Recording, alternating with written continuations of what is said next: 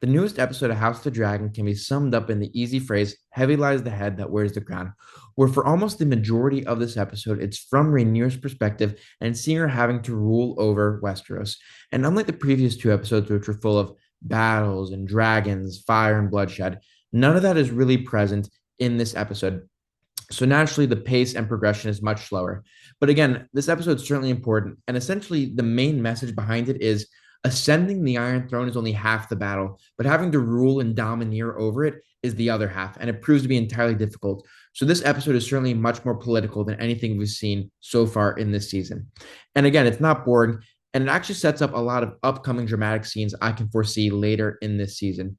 For example, something as simple as Rhaenyra rebuking the wealthy in King's Landing for how they've treated the poor. I can easily see that backfiring on her very later into the season. Also, I'd say a big scene was the fact that Corlys Valerian seems determined to go down the same deadly path as his brother, where he calls Rhaenyra, or at least I should say, he calls Rhaenyra's children bastards. And Rhaenyra is like in awe of this. And I just don't see how Corlys Valerian can keep on being an ally to Rhaenyra while having said, she's the queen. How can he go about his day normally pretending that this didn't happen? So I'm really interested in seeing his role in this battle. Maybe he's a turncoat, maybe he sides with the Greens. We'll see what goes on over there. And the biggest thing and the best part of this episode was this twist with Daeron Targaryen, where Daeron's a character. I'm not even sure if he's been mentioned in this entire series. He's the youngest son between Alicent and Viserys. He obviously is a claimant to the throne.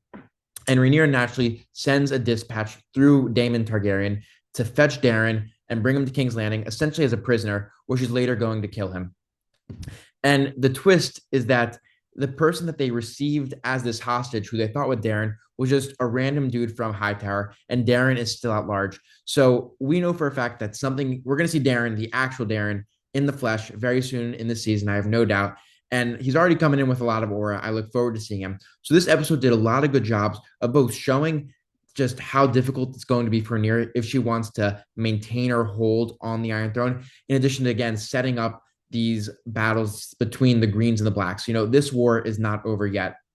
And I also have to mention that it was probably necessary for this episode to be almost entirely dedicated from Rhaenyra's side, because let's think about it. Aemond, he's really the only guy we've seen so far on the sides of the Greens that can actually fight. Of course, Aegon is brutally injured. He's crippled. And Aemon needs an episode, at least one episode or two, to recover from that nearly fatal wound he received in his battle. So it makes sense. And I also think that just as we're getting our own episode dedicated from Rhaenyra's perspective and her side of the Civil War, we're going to see the same thing from the side of the Greens later on. So I think it's going to even out, because I certainly did miss seeing Aegon and Larys and their hijinks and what they're expected to go on to. So I look forward to seeing them in the future.